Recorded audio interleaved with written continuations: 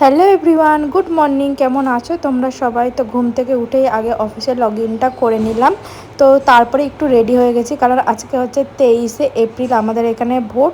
তো রেডি হয়ে যাচ্ছি এখন ভোট দিতে। তাহলে চলো ভোটটা দিয়ে আসি গিয়ে। এই যে ভোট দিয়ে চলে এসেছি।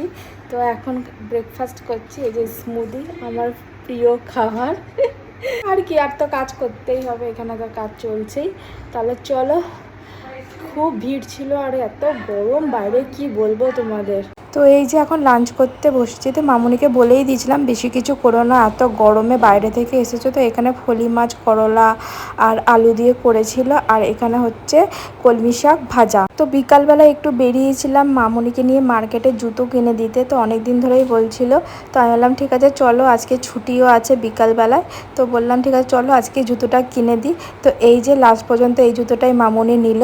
তো তোমরা বলো কেমন হয়েছে জুতোটা। তাহলে চলো, টাটা বাই, গুড নাইট, আবার দেখাবে অন্য ভিডিওতে।